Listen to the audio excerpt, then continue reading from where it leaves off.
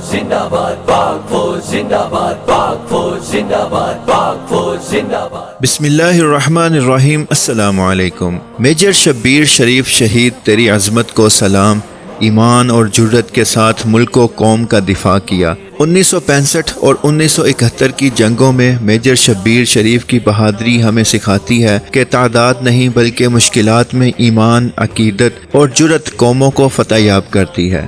Major Shabbir شریف شہید 28 April 1943 کو ضلع گجرات کے قصبہ کنجہ میں پیدا ہوئے۔ انہوں نے لاہور کے سینٹ انتھونی سکول میں او لیول کا امتحان پاس کیا۔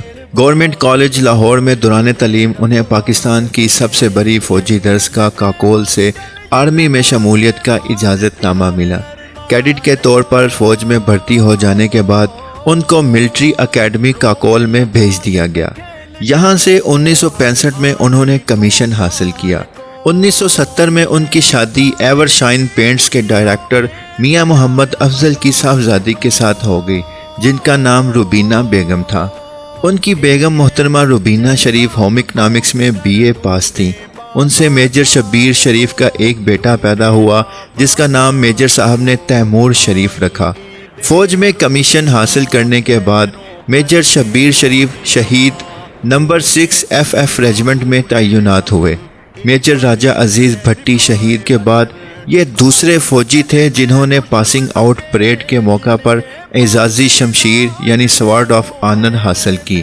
فوج میں رہتے ہوئے انہوں نے بہت ہی کم عرصے کے دوران مختلف فوجی کورسز پاس کیے، جن میں ویپنز کورس، انٹیلیجنس کورس اور پیراشوٹ کورس شامل تھے۔ اگلے کئی برس تک میجر شبیر شریف فوج کے مختلف شعبہ جات میں خدمات سر انجام دیتے رہے۔ 1965 میں جب بھارت نے پاکستان پر جارحانہ حملہ کیا تو پاک فوج کے جیالوں میں میجر شبیر شریف بھی شامل تھے۔ اس وقت یہ سیکنڈ لیفٹیننٹ کے عہدے پر تھے۔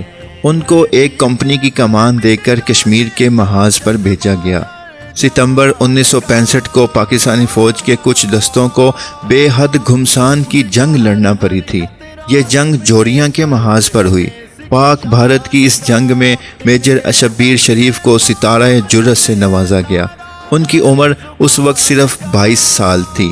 دسمبر 1971 کی جنگ میں بھی بھارت نے مغربی محاذ پر بری طرح منہ کی کھائی۔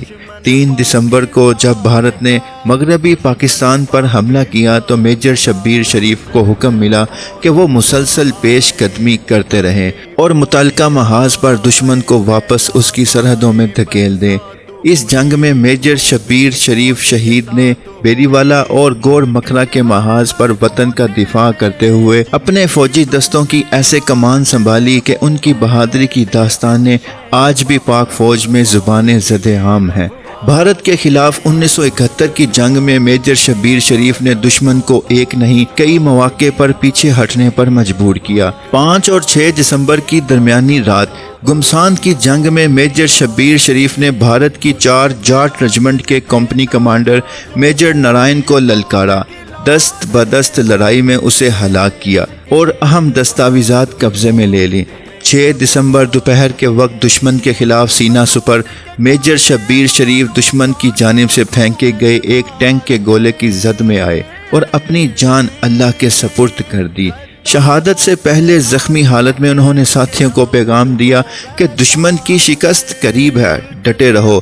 ساتھیوں نے اپنے شدید زخمی کمانڈر کا آخری پیغام سنا اور پوری قوت سے دشمن پر حملہ آور ہوئے اور اس دشمن کو پسپا ہونے پر مجبور کر دیا۔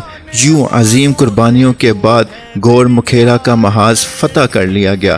شہادت کے وقت ان کی عمر صرف 28 برس تھی۔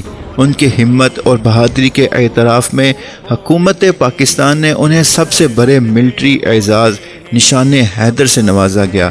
میجر شبیر شریف شہید، میجر راجہ عزیز بھٹی شہید نشان حیدر کے بھانجے اور پاک فوج کے سربراہ جنرل راحیل شریف کے بڑے بھائی تھے۔ اسی وجہ سے اس خاندان کو شہیدوں کے خاندان سے تعبیر کیا جاتا ہے۔